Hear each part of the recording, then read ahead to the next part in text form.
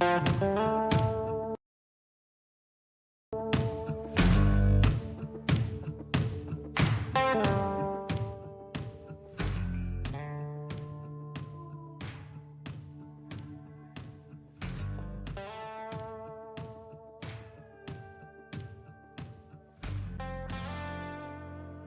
ho, my friends. Tried to get music playing, but something ain't working right. So I guess we say, oh well. Starting off today a little differently. I was going to do it with the music and all that happy hoo-ha that, nope, technical difficulties. So instead, let me ask you a question. When it comes to safety and training, are you really kidding me? There have been a couple of stories recently in the news, and I'm going to dive right in today because, I mean, it's just blowing my mind how crazy the world is becoming. The world of news, anyway. The trucking industry, in and of itself, you have to maintain up here. You've got to think through everything you do. And people clearly are not. Whether it's their actions on the road or sitting in stuffy offices with shirts and ties making decisions. We owe it to ourselves to think this stuff through. Welcome to the show. As badly as it started, it's called Frontlines. Here we talk about trucking news that affects you, give you an opportunity to look, examine each story, talk about the issues that matter, and put them to real life media right here. We challenge mainstream because they don't challenge themselves. Furthermore, they lie to you. They don't tell you the truth. They sugarcoat everything. I don't. 13-year veteran of the trucking industry, having all the experience I have, I feel it's an abundant necessity to allow you to see the media's BS for what it is. So that's what we're going to do. We're going to talk about a story today, and we're going to talk about a number of stories, but all of them highlight a very important issue. What companies are training you for and what they're allowing, what government agencies are allowing, has got to change. No, we don't need more regulations, but we do need more sensibility. So if you like this kind of news coverage and this kind of platform, take a minute, go down below, hit the like button, send YouTube the message you want to see more. Oh, and by the way, if it comes to more, Frontlines is Saturday and Wednesday. Saturday at 11, Wednesday at 7. I'm beginning to start a push to dedicate myself to more frequent lives. So I want you to look for Truckin' City Journal. Yeah, you know the videos I'm famous for? Okay. Well, those are also coming in the form of live shows as well. No times are mentioned, but I'm coming through with more stories because I'm noticing more stuff like this, and it's rotting me in my core. I can't stay silent. So when I see a news story that bothers me and I want to make sure you guys know about it, I'm coming up on Journal. I'm coming up here on Frontlines. We are going to talk about it, and we are going to ask you what you think the solutions are. So let's get to it. Today's story is about leaders and mega carriers. What companies are training us for?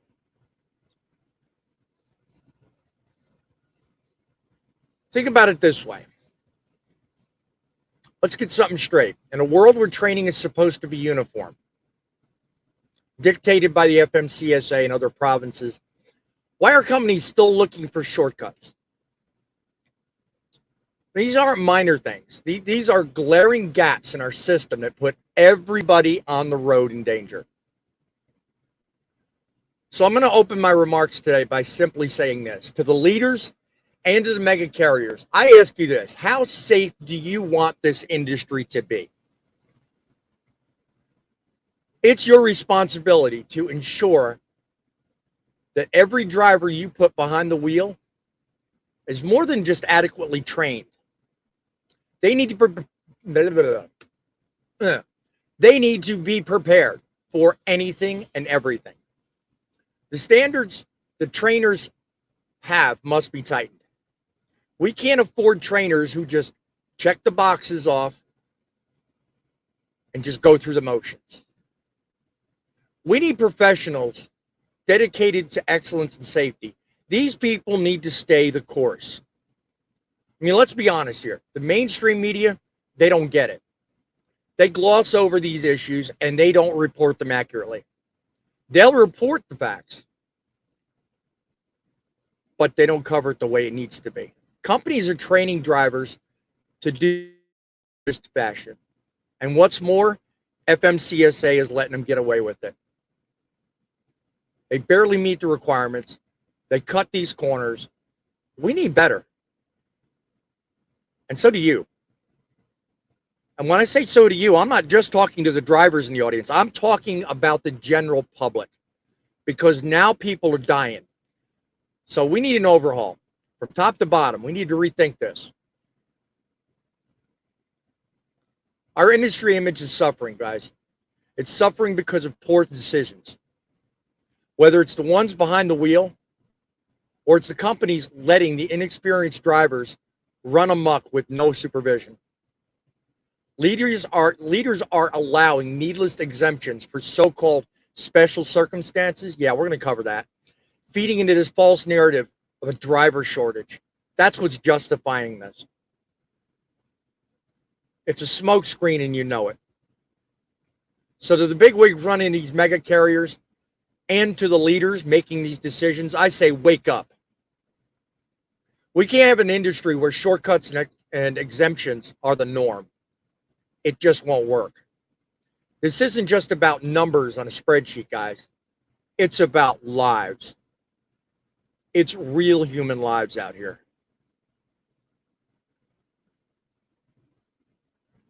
So, guys, I thank you for joining me on the show. I thank you for listening to my remarks. I think it's very abundantly important that we start thinking through what it is we do. Because you know what? It only gets worse from here. We are the show talking about the issues. Let me know in the comments if you agree with my take. We're going to get on the stories. I'm going to show you exactly what it is I mean by what I just said.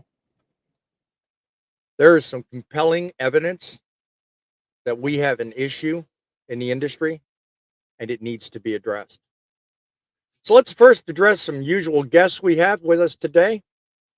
I think they'll be abundantly excited, just the same as I, to sit here and talk about what needs to happen. But first, shall we begin? From the trenches of trucking experience and a passionate heavyweight in the Truth and Broadcasting Network, welcome to Truckin' City News Frontline Podcast, hosted by the most opinionated broadcaster on YouTube, Boss Man. That's right, folks. I am Boss Man. I am here, I am present, and I'm pissed. You're making decisions that are affecting us. You're making decisions that in the end are probably going to kill people, and I'm not going to stand for it. Call our studio line 860-785-3547, 860-785-3547. Send us an email if you have an idea for a story you'd like covered. That's truckingnews@outlook.com. That's truckingnews@outlook.com. Let's bring on the guests. Tell me, guys, what is it that burns your butt more than a 3-foot-tall flame and gets you fired up on a Sunday church mission more than the FMCSA making decisions like they've been making in the past? Talk to me, number one. What do you think? That is you. Well, pretty much anything and everything they do anymore is really getting on my nerves. It really is. Yeah. I don't think anybody knows what they're doing up there anymore. Mm-hmm. Yeah. It's really a downright shame. I mean, because when you come down to think about it, The first story we're going to cover, by the way, is a couple. I'm going to show you a couple of bad results that come from poor decision making. But I'm going to dovetail into what I just asked Grumpy about. And that's basically, in a nutshell, the FMCSA granting an exemption to a company about training people. You're going to be amazed at what we're talking about here. And it's stupid, really. Um, I mean, John, I mean, when it comes down to it, I mean, when you're looking at how you were trained, I mean, anytime you were in that vehicle and you were on duty and you were responsible, trainee or trainer, I mean, where were you guys? You guys were like next to each other, right? The person training you could observe you, see what you're No, doing, and now they don't want to do that. They no. want to let permit holders operate without supervision. How crazy is that? I actually have a whole different experience than what you just described.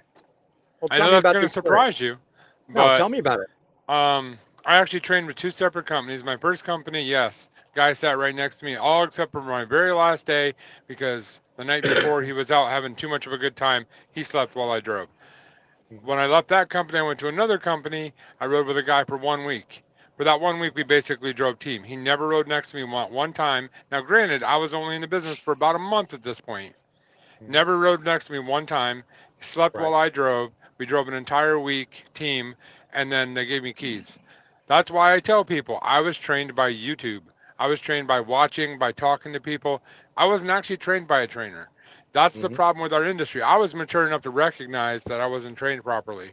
Right. And so Right. I took it upon myself to train myself how to do things. But in today's world, there's not many like me out there, and I don't mean to sound like I'm big-headed or anything, but you got to take your job serious enough to be willing to learn how to do it correctly. Yeah. Because Yeah. if they're not going to invest in you, you invest in yourself. True that. So True that. You said you've been in Little John, what, 22 years, I recall, from the last show? When hmm you were trained, how different is today's training process from when you started driving? Well, when I went through training, I went through 20 weeks of training, 20 10 weeks. weeks in Okay. the classroom and 10 weeks in the road. That's a Then, far cry difference. Okay. then when you got put to your first company, I went through 8 weeks with that. Hmm. And when the So, company trained you, did they like take it for granted that you knew what you were doing, or did they actually have somebody watch you? oh no, everybody was watching. Yeah. That trainer sat there. When you were driving, he was sitting there. Hmm. Yeah. Okay. And Yeah, because did you have any to add to that? I'm sorry, I didn't mean to cut you off. nowadays, they push you out just as fast as you start. Mm. Yeah. Well, in part, I think a lot of the controversy that we're dealing with nowadays, and we'll cover a little bit of that in a story or two coming up. I think a lot of that controversy is brought about by the quote new ELDT standards in driver training that just recently got updated and passed. I think it was last year. So training today, I mean, as Little John just pointed out, is a lot different. And in my opinion, I think what's happening is we're turning out a worse product. You know, when you get an assembly line going and you get something that you know works, then you make changes. A lot of times that change can affect the product in a negative way. Let me just explain to you and my idea of exactly what that means. Okay. And I'm gonna bring it down to you just like this. Okay. Picture this. It's early morning hours back in May 22nd on an interstate, I-35, northbound, Troy, Texas. A car runs out of gas and is in the number 2 lane. All right. Enter a driver driving a JB Hunt tractor trailer, fully loaded, down the road, allegedly distracted, right? Runs into this disabled truck or this disabled car, rather. And you know what? Rather than just talk about it, here, let me show it to you.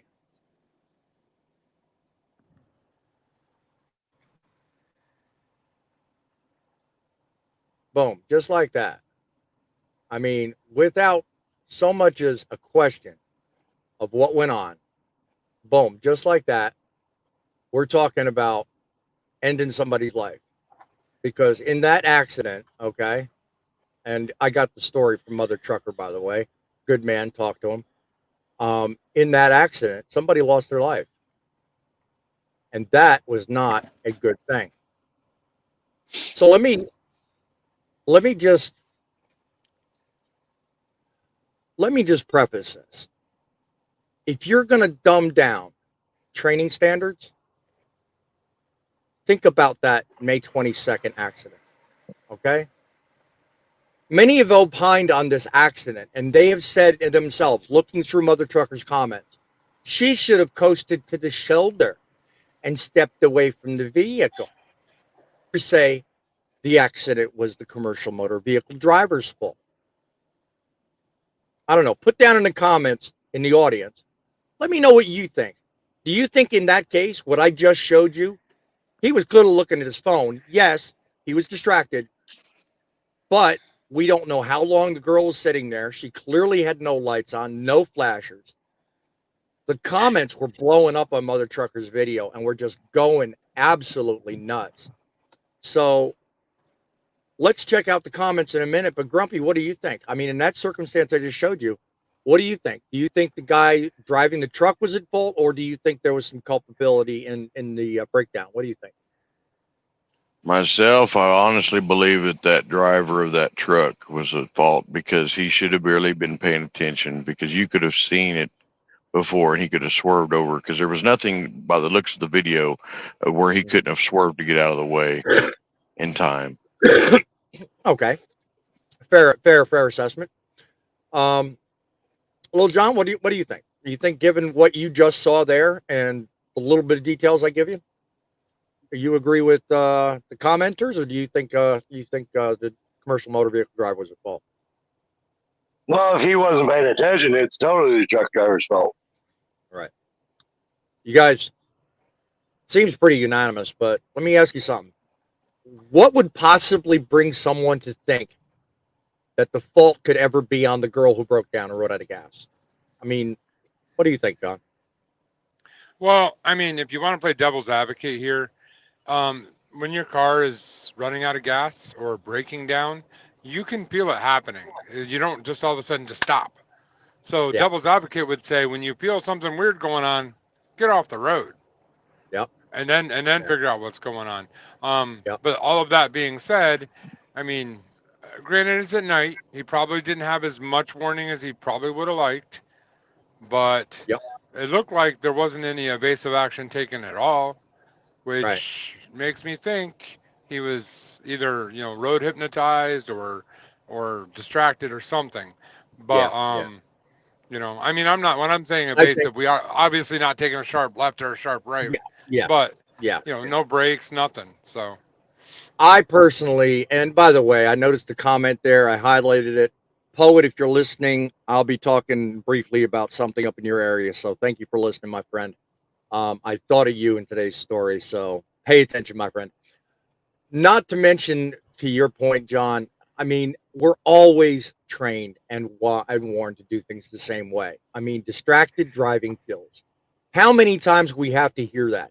That video right there is proof, But I don't care what you talk about, whether it's that very video or any circumstance, minor, anywhere. I mean, we are held to an extremely high standard.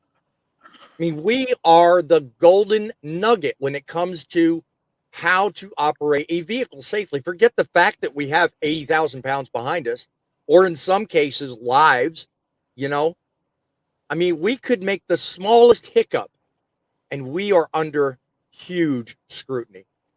I mean, tell me if you three agree with this. A trucker's wife was once asked about her belief on how her husband does her job or does their job, and how he feels about the scrutiny exacted upon us on a daily basis. And this is what she said. Or that anytime I make up a scenario of like a car and a truck doing anything, I go, whose fault would it be? And my husband always says, without fail, it's the truck driver's fault. And when I try to like process that in my mind, he says to me, nobody really protects us. I could lose my job at any time. If somebody decides to go 80 miles an hour and ram me off the road and I go into a ditch, I will lose my job. Think about this. She speaks truth. Not only is that her concern, but I can tell you fervently, without it even a moment's hesitation, that's my wife thinking, talking right there. She's worried about the very same thing because she knows I'm a safe driver. I've been in it 13 years. I can speak for everyone on the panel. Y'all are safe. You take your job seriously. You know, all it takes is one. Mhm. You know, what do you think, Grumpy? Well, yeah, I agree with that young lady there because, I mean, my wife worries about me all the time. And, you know, she's rode with me quite a few times and she's seen quite a bit of crazy stuff go on out there. And she's like, there's no way I could deal with that. Mm-hmm. I mean, John, when it comes down to it, just the idea that the image of our industry has deteriorated so much that wives are at home thinking and saying this very thing. It's crazy, isn't it? Honestly, part of that's on me. I mean, you watch my videos, you see crazy things that truckers do. I'm just saying, I'm not trying to pump myself up here, but honestly, I do understand the image is tarnished by that. But at the same point, it used to be 5, 10 years ago that when somebody did something stupid and you were involved, they always found a way to blame you. We live in an age where now dash cams are a thing. I push for dash cams a lot. The reason why is that is your saving grace. Not one Yes. facing you, but one facing outward and then down the side of your truck, even the back of your truck like Midlife has. Guys, Yes. that could save your career and your livelihood. I mean, Yeah. honestly, it really could. I would Yeah. tell everybody to get a dash cam. Amen.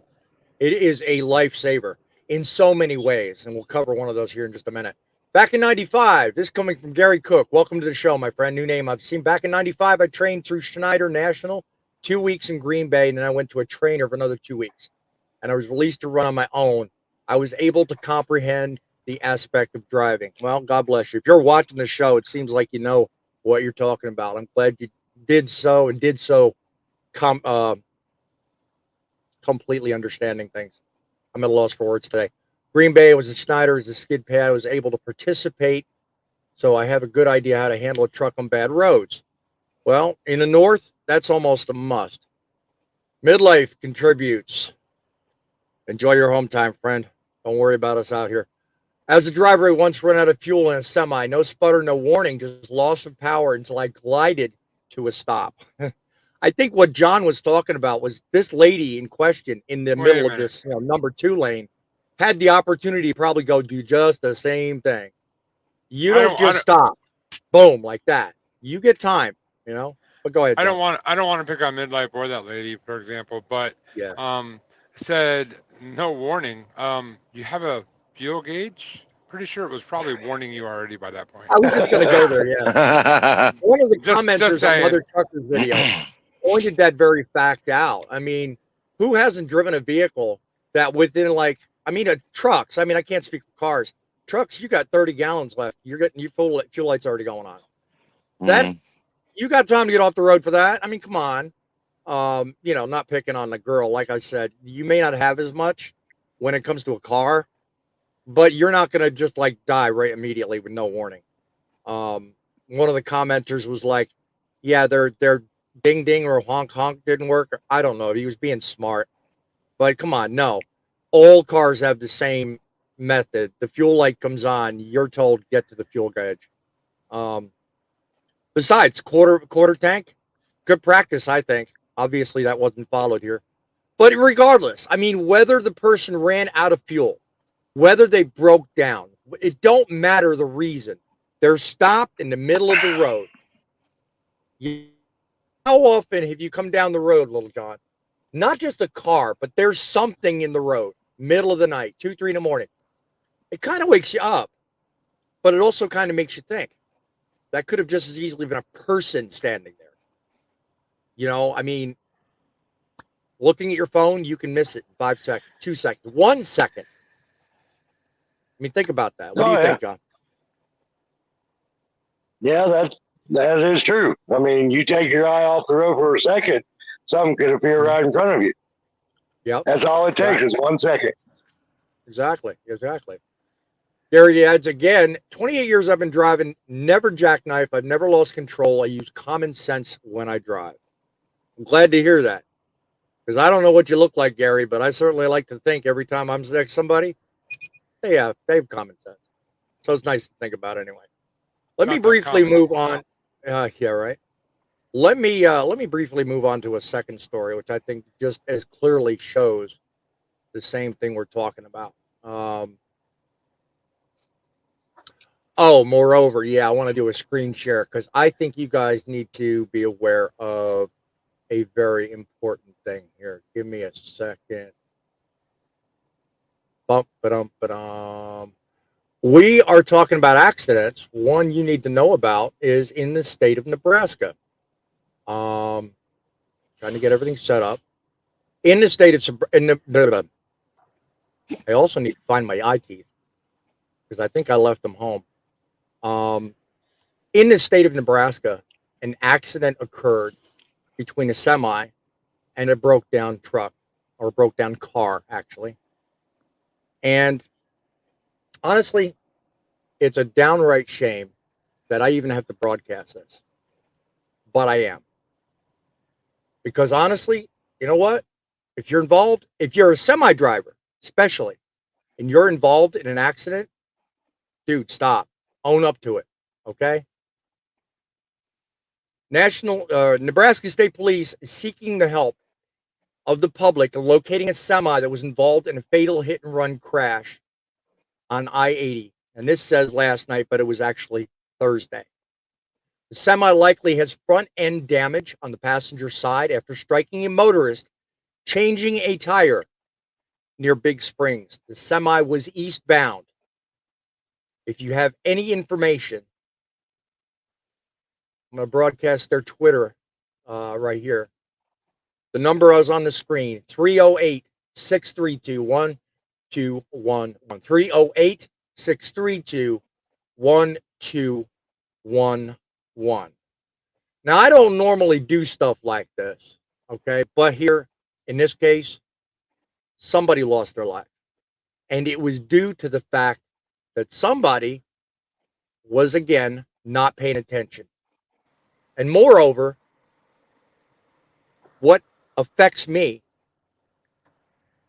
is that by witness accounts, although they couldn't identify the semi, they said that person knew they hit them because they slowed down and came to a stop and then continued on. No one could identify the semi, which is why the Nebraska State Patrol is looking for this individual. But it just goes to the core of, hey, be accountable to your mistakes. Yeah, you might hurt somebody. You might kill somebody. But you know what? They're going to find you eventually. You can run, but you can't hide. To the Nebraska State Patrol, I hope you do find him. Because there's a family right now missing a man. He no longer has a daddy, a father, or a husband, and that's a shame. But that's part of the training we're talking about. If you're not trained properly, or if you don't have the ethics, you don't need to be doing the job. Any one of the three you can opine on that. I'm going to look through the comments here. I mean, it's just downright shameful that somebody did that. We definitely need to get them off the road. That goes back to the lack of training. They throw so many people in one class, and then 2-3 weeks later, they're putting in a truck. There you go. Yep. I'm going to highlight one very important thing that I opened the whole show with. I think it's disgraceful. It's even being talked about today on the heels of this, but I think it's disgraceful what people are doing. Be your point, little John. Good one. What you going to say, John? I was just going to say, again, I'm not trying to pump my channel here. I swear I'm not. But I made a video about personal responsibility. This one literally falls right in that one. Mm-hmm. You have to have a personal responsibility to own up to what you do wrong. When you make a mistake like that, Granted, it's a life-altering mistake that will have consequences that will last the rest of your life, as it should, because you took a life. But Yeah. pull over, do the right thing. You know, who Exactly. knows? Maybe if they would have pulled over, uh, maybe they could have helped or some first aid or I don't know. Right. But my point is, I wasn't there. My point is, have some personal responsibility. Stand up, say, I did it wrong, take your consequences, and don't run from it. Don't just drive away and be driving around this country with front end damage. Now, every time I see a truck with front end damage, I wonder, is that the guy? Is that the guy? Because Yeah. there's a lot of them out here that have front end damage. Just saying. So Yeah. now you Exactly. got that in my head for the next week. Thanks. Yeah, I know, right? We got another story too. Same kind of thing, only this person was not fatally injured. Okay. I'm just going to give you highlights of it because I really didn't have time to script anything. But in Atlanta, Georgia, there's dash cam on the internet, and I'll have the links, by the way, to all this stuff. It's from the trucker.com. Dash cam video shows the moment a semi truck crashed through an intersection and into a vehicle. This happened in Friday afternoon in DeKalb County. The vehicle was struck so hard it clearly sent it flying through the intersection, came to rest a short while later. The driver of the car came out of it with some serious head trauma, was later sent to the hospital, and it was determined the driver of the semi was apparently distracted or not paying attention. The owner of the company, when questioned later after the incident, stated the driver of the semi careened through the intersection suffering from a medical condition. Well, it's easy to say, but your driver decided to run the scene and later stop and call 911. So it makes your story on what happened to your driver a little bit unbelievable. So yet another circumstance. That's number 3 of poor decision making. Okay, I'll give you there may have been a medical. There may have been a problem. But I don't care how bad the problem gets in my truck. I know where those red and yellow buttons are. I will pull them without doubt because the safety of people around me outweigh mine. We had a show a while back, and I know you guys can remember this. And I parried the question about whether you were headed for a victim in a car or a tree, which would you do? And you guys unanimously said the same thing I did. And that's it. I'm going to put the truck into the tree. I am going to save the life of the person I'm heading for. Well, the same and true here. If I'm heading for something, I'm going to take my life before I take theirs. Now, it's probably unnerving for my wife to hear, but that's the mark of a professional driver right there. That's someone that has clearly thought out the priorities. I cannot live with myself if in doing my job, I take someone else's life with me. Whether I'm blamed for it or not, I can't go home and do the same job thinking I've killed somebody. So to you cowards on the road that run from hit and run accidents, God be with you. That's all I'm going to say. And that's putting it mildly. Last thoughts, guys? Yeah, actually, again, this goes right down the alley of my channel, and I apologize. I don't mean to keep doing this to you. By all means. No, sorry. No, but I made a video, and on Facebook especially, I was appalled at the answers. I said, does the code still exist? I would take myself out before taking a family out or taking somebody else out, right? Because that's a code in trucking. It was for years. Granted, I'm kind of new into trucking, but I've been a trucking fan and a trucking, enthusiast for years. So that is a code. Old school guys will tell you. All these guys right here that have 20 plus years, they'll shake their head. Shake your head, guys. That's a code. You take your own life before you take somebody else's. That's just how it works. In this video, I got tens of 20s, hundreds of comments where people are like, no, I have a family to go home to. I don't care about their life. I'm like, whoa. Like, they have no business in this industry then. Yeah, I mean, I would say half the comments agreed with me and half adamantly disagreed with me. And I was just so like, it blew my mind because think about what that says about the state of our industry. I mean, I had a show about that not long ago, and I thought I hit it on the mark back then, but if what you say is true, and half the people watching your video, you have to want, number one, ask how many of them are drivers, but number two, what are people thinking nowadays? What are they actually being shown that leads them to believe that? These comments were coming from truck drivers. I Yeah. went and looked at a lot of their profiles. I posted it on a lot of trucking groups. No name, no trucking groups mentioned here, but that guy over there runs one. But I posted them on a lot of them, and yeah, I mean, I was just appalled. Honestly, it offended me personally because my wife knew when I went into this. I told her, if I ever take a life, I'm done driving the second that happens. I'm dropping my keys. I'm never getting behind the wheel again. And if it happens to be that, you know, I have to choose between someone else and myself, I'm laying it down. It's not going to be me. I mean, it's not going to be them. I'm going to lay the truck down in the ditch or up a tree or off a cliff. It doesn't matter. I'm not taking somebody else out if I have a say.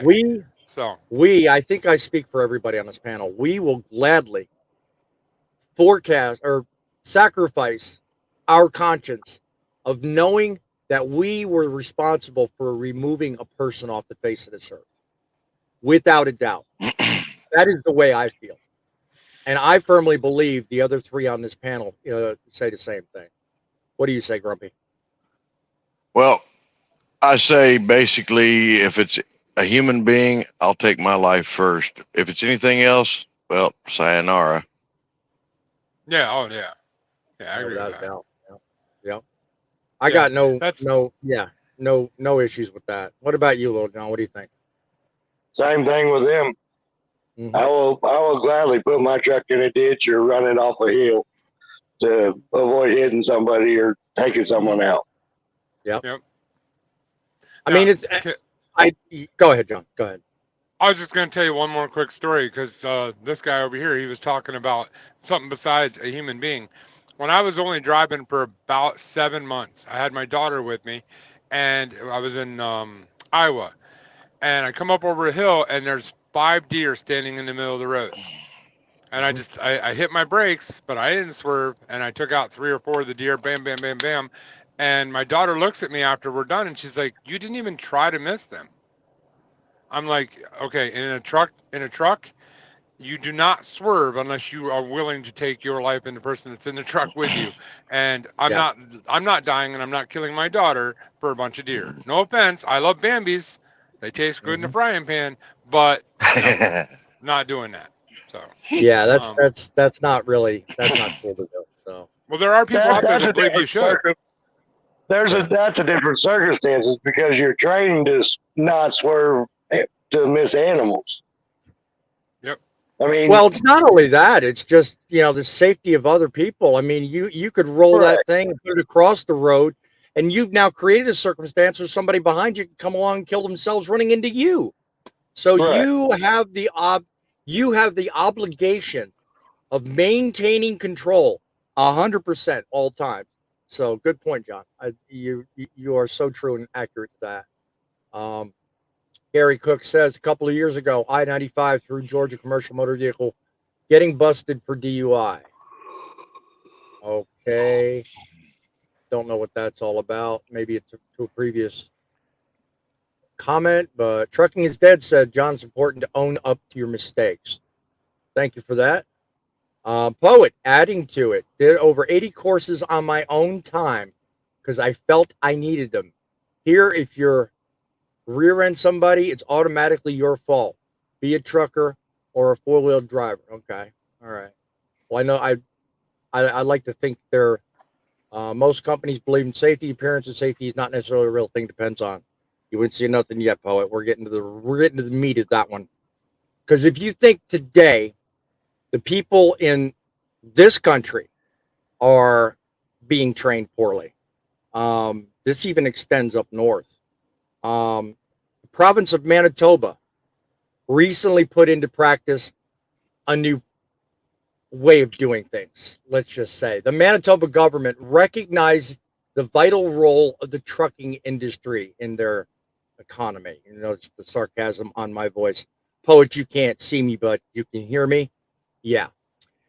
They're taking immediate action to bolster driver safety, training, and retention. Ministers Jamie Moses and Lisa Naylor announced a robust plan to implement recommendations from a report received by a commissioned joint government industry steering committee. I hate even saying that because it doesn't make any sense. The report was driven by the essential nature of the trucking industry and by the trucking industries. Anyway, it's garbage. It really is. A well-trained workforce is critical for the industry's future, says the individual. Okay.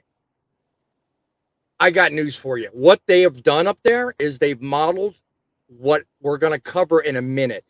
And that's to a smaller degree the ELDT standards we have here. What they're trying to do in Manitoba is require all the schools that train people in trucking to adhere to the same set of standards, which is what the ELDT is here in the States.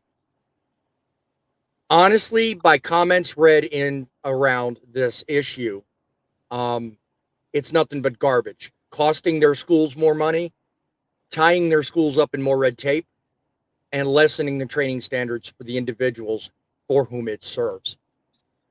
Poet, you look into it and let me know what you think in an email later. But I'm letting you know it's doing no one any good. I mean, when it comes to training, you should just leave it well enough alone. A standard required hours of observed and supervised training should be the standard. And it should be 100% driver oriented, not school oriented. What do you think, Grumpy? No, students that get out there, they need to be with a trainer for a while. I mean, I've had experience with training after many years, and I actually kept him a little bit longer than what my company required because I felt that he needed some more help, which was turned out well. The gentleman's actually on his own and doing well. Yeah. I mean, I don't think anybody in the office or in the audience right now, other than Poet, is really subject to Canadian provincial rules and regulations. But if you're watching this on the replay, or if you are in the audience, put your opinion down. I want to know.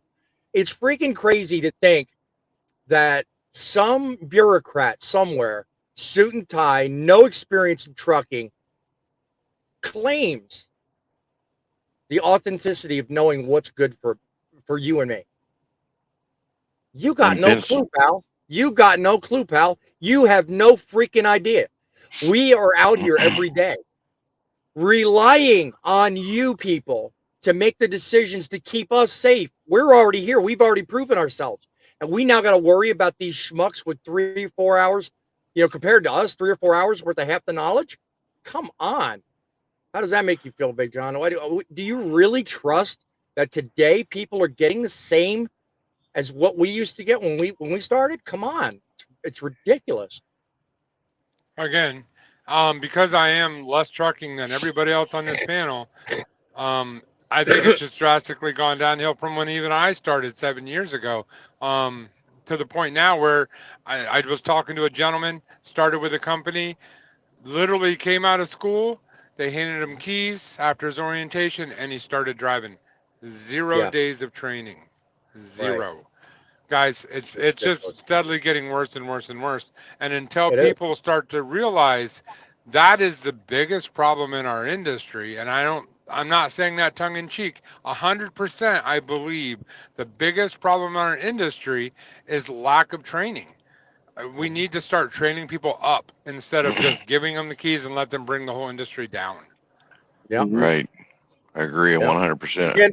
Again, if you guys want to join the show, be on the panel, click on the StreamYard link in the description below. Otherwise, dial our studio line, 860-785-3547. 860-785-3547. Little John, when it comes down to it, I mean, do you feel the same as Big John? Do you think that we need to up our training standards? I mean, does it unnerve you that we're dealing with people that just don't have half the knowledge we have in terms of training? Oh, yeah. I agree with John 100%. I mean, you look at most trucking companies now, you have a 4-week class. What are you going to learn in 4 weeks? Not a whole lot, obviously. Yeah. I mean, that's just for them to get their CDL. That's not. Yeah. driving this truck. Yep. Mm. It's ridiculous. It really is. And then they put you with a trainer that has maybe even less experience than you do. Yeah. Oh, wait. Mm-mm. If you think that's bad, Because wait till you see the story coming up. I mean, yeah, I've already taken issue with certain companies selecting trainers with inadequate training time. I know of companies. Now, I'm not going to mention names, but I know of companies that will literally take you 30 days in, new guy, just got past your probationary period, and they're already telling you, oh, you can make more money training. Mhm. Crazy. Mm. I know And the several sad of them thing do. is, the sad thing is, we have audience members that could probably opine on that better than me. But I'll tell you something. I don't like that. I think there needs to be a minimum No. requirement. What do you think? Now I'm gonna do a little shout out right now. The gentleman that said this, you know who you are, and I know you're watching, so you get in here and defend yourself. But he would adamantly disagree with what you just said, John. And I actually respect this gentleman. Not that I agree with him, but his take on the whole thing is that either you're a trainer or you're not a trainer. It doesn't matter your experience. There are people that could be here 20 years and never be able to train because they're not trainers. So he believes someone could be 6 months, and his favorite thing is, well, what is the magic number to make someone a good trainer? Is it 6 months? Is it a year? Is it 5 years? Is it 20 years? At what point does someone magically become a great trainer? And I'm like, no, it's not about magically being a great trainer. You have to know the industry before you teach the industry. That's all it is. I can't put a number behind it. Some people it could be a year. Some people it could be 20 years. But you have to know I not know everything, obviously, but Right.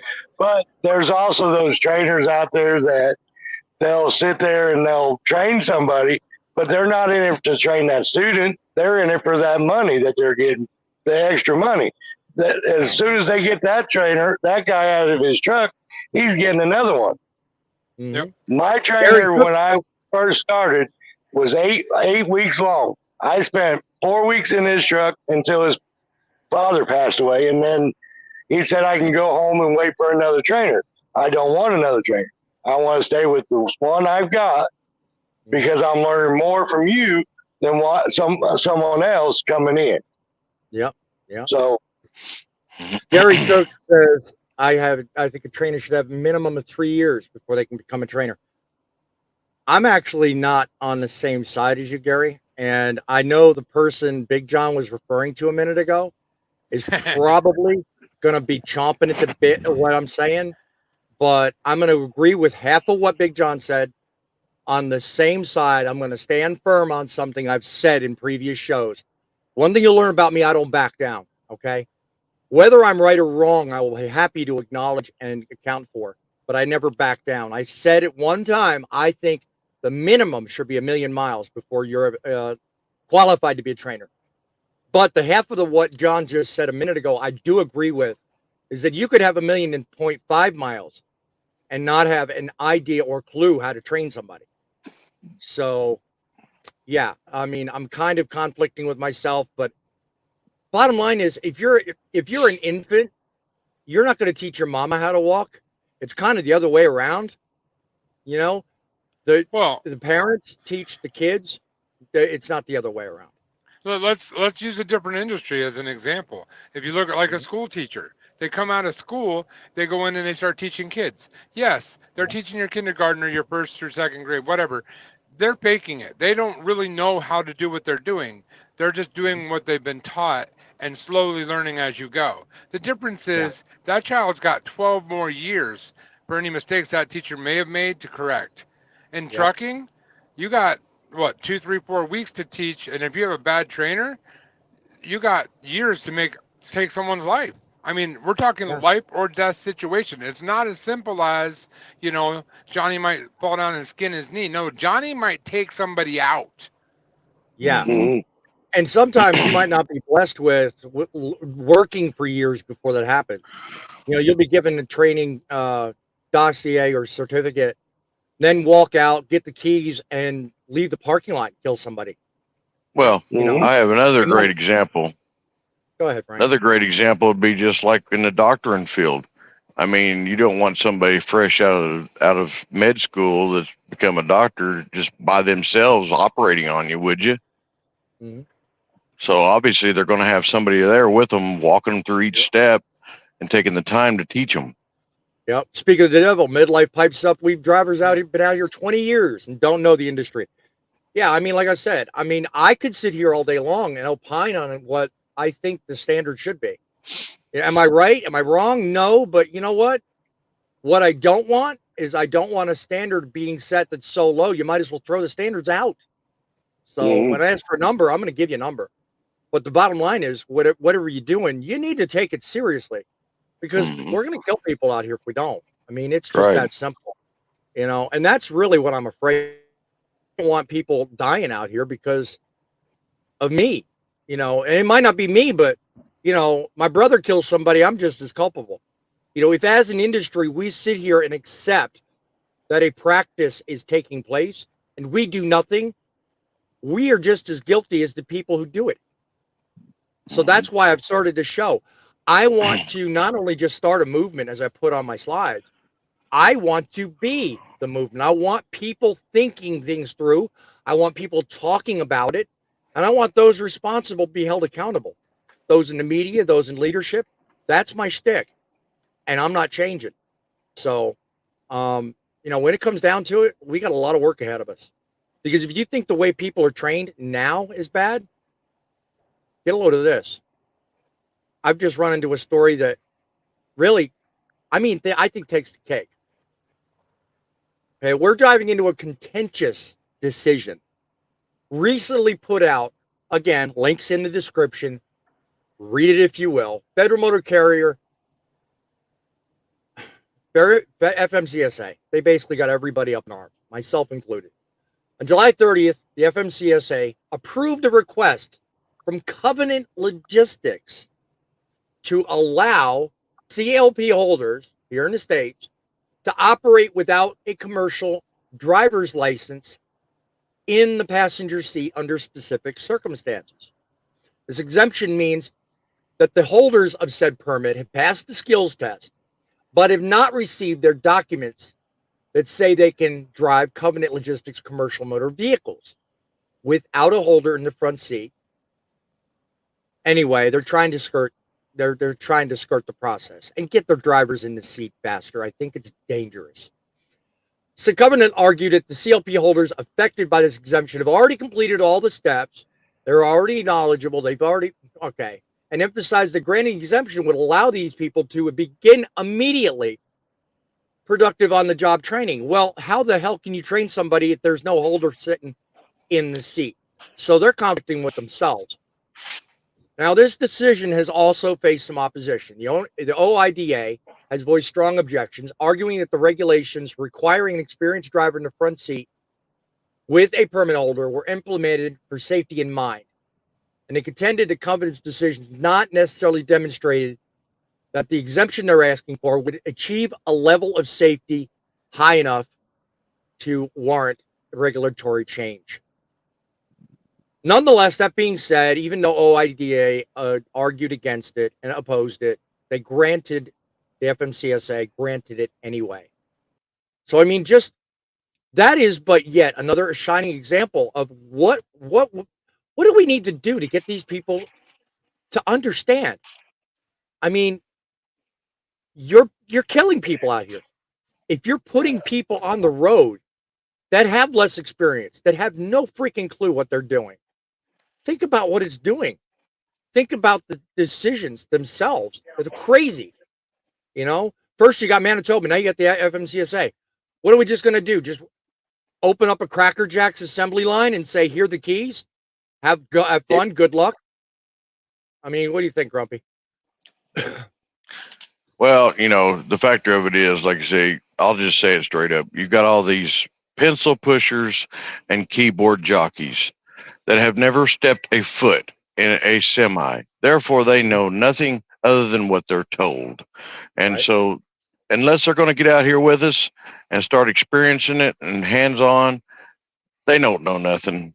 So they should quit making these laws and quit making all that unless they're going to get out here and grab some experience time. Rather just be a week with somebody.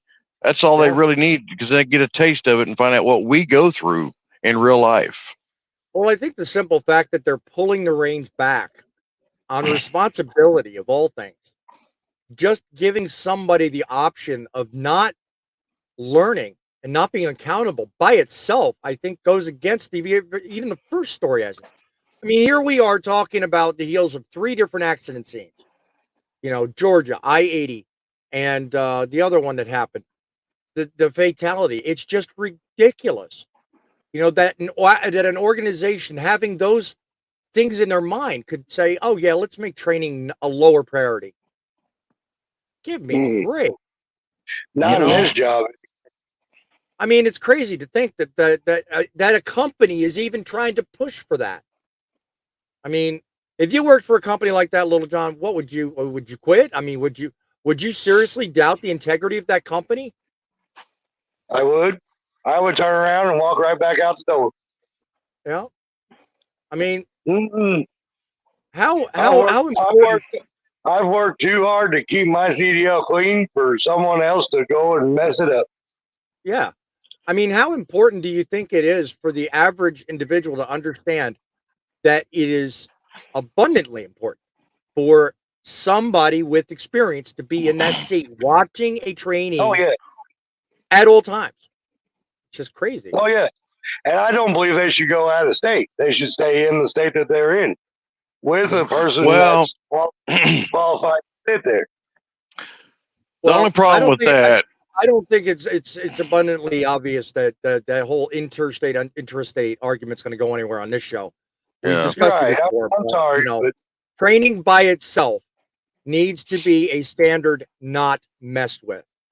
I mean, yes, I agree with yeah, that. yep. Midlife says the trainer's asleep in the bunk at OST. I don't know what that means by that. Doesn't matter how long out of school. I don't know if that was reference to the last topic we talked about, but Yeah. look. Bottom line is, you need someone in the seat, and that Well, person in the seat has to know what they're doing.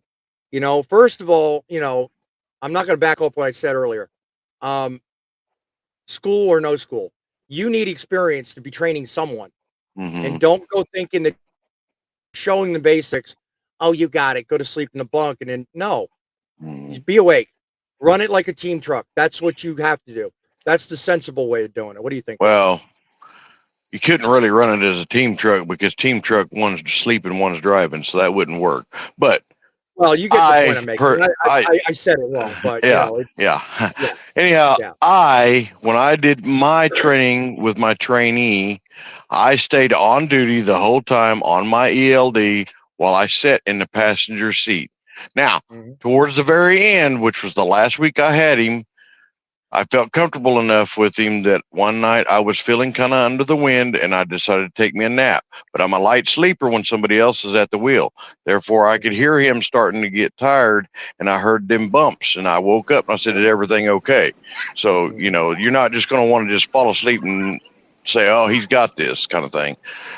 Well, hello. I take it midlife wants to tear me up because of my comment. What do you think about the training standards? You think I'm wrong on that, or you got something else to add to the show today? You're dead wrong. You're dead wrong. You Okay. didn't read the entire story and look into it.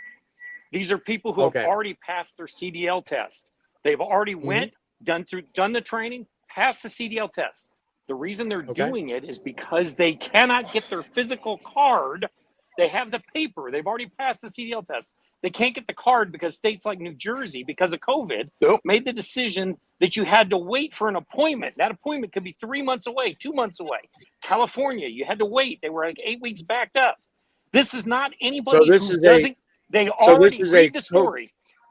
All of okay. these So this is a people, post-COVID problem, then? correct. Is that what you're telling me? To this day, there are states that now require appointments to go in there and get your physical CDL card. These are people who have already done the training. They've already gotten the CDL permit, done the training, took the CDL test with an examiner. You know, you take the test sometimes in a different state than where you live.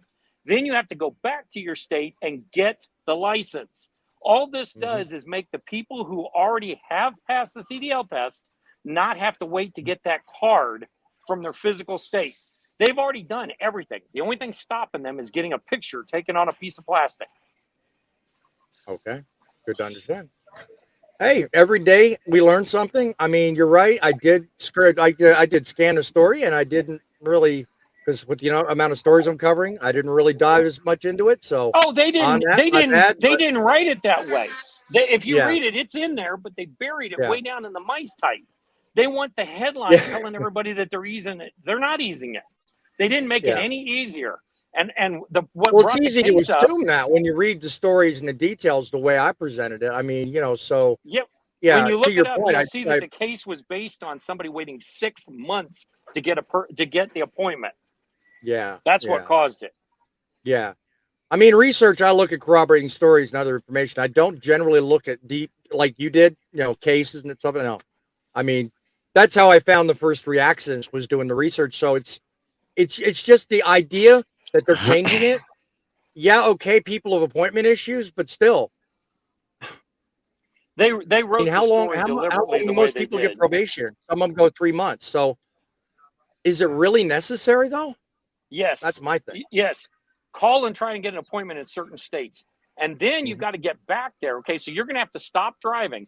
We all know people who first started driving, they aren't making any money.